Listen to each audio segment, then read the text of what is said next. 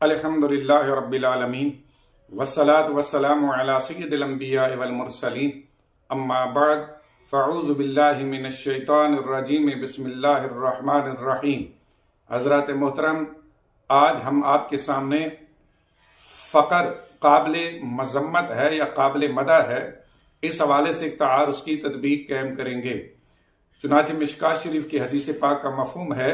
حضرت انس رضی اللہ تعالی عنہ اس حدیث کے راوی ہیں، فرماتے ہیں کہ نبی کریم صلی اللہ علیہ وآلہ وسلم نے فرمایا کہ فقر قریب ہے کہ بندے کو کفر تک پہنچا دے۔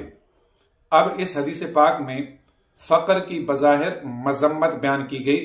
کہ فقر بعض اوقات بندے کو کفر تک پہنچا دیتا ہے، جبکہ اس کے برعکس دوسری حدیث پاک میں حضور نبی کریم صلی اللہ علیہ وآلہ وسلم نے فقر کی مدح بیان کرتے ہوئے فرمایا الفقر فخری، کہ فقر جو ہے یہ میرا فخر ہے۔ اب اس حدیث پاک میں نبی کریم صلی اللہ علیہ وآلہ وسلم نے فقر کی مدح بیان فرمائی اور آپ نبی کریم صلی اللہ علیہ وسلم نے اللہ کی بارگاہ میں فقر کو ہی اختیار کرنے کی دعا فرمائی، جس سے معلوم ہوا کہ فقر جو ہے قابل مدح ہے، قابل مذمت نہیں۔ اب دونوں حدیثوں میں فقر کے حوالے سے بظاہر تعارض معلوم ہوتا ہے۔ اب اس تعارض کے درمیان تطبیق اس طرح قائم ہوگی کہ یاد رکھیں فقر کی دو قسمیں ہیں، نمبر ایک فقر مع صبر اور نمبر دو فقر مع کفر۔ یاد رکھیں فقر مع صبر یہ اللہ کی بہت بڑی رحمت ہے، اور فقر مع صبر یہ کمال ہے، کیونکہ جب بندہ فقر کی حالت میں صبر کا دامن سے وابستہ رہتا ہے تو بروز حشر جب اللہ رب العزت اس فقر پر صبر کرنے کی وجہ سے اس کو انعام و اکرام سے نوازے گا تو پھر دنیا اس فقیر کے اوپر حسرت کرے گی۔ لہذا یہ فقر کہ جو مع صبر ہو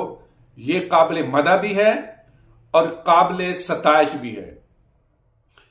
لہذا جس حدیث پاک میں نبی کریم صلی اللہ علیہ وسلم نے فرمایا کہ فقر میرا فخر ہے، اس سے مراد یہی فقر ہے جو مع صبر ہو،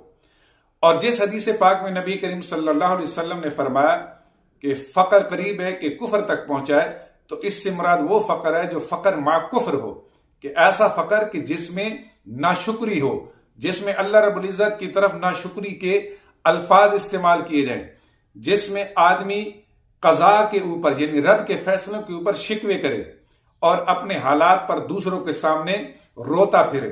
کبھی اس کے پاس جائے تو اپنے حالات کی تنگ دستی کا رونا روئے، کبھی دوسرے کے پاس جائے تو دوسرے کے سامنے روئے، الغرض کہ وہ ہر جگہ جہاں بھی جائے اپنے فقر کے اوپر جو ہے نامناسب الفاظ بیان کرے اور بے صبری کا مظاہرہ کرے اور اللہ رب العزت کی تقسیم میں ناشکری کو منسوب کرے، تو ایسا فقر یہ مع الکفر کہلاتا ہے اور یہ قابل مذمت ہے۔ تو حدیث پاک میں جس فقر کی حضور نے مذمت فرمائی کہ یہ کفر کے قریب لے جاتا ہے، اس سے مراد فقر مع کفر ہے۔ اب اگر اس تطبیق کو تسلیم کر لیا جائے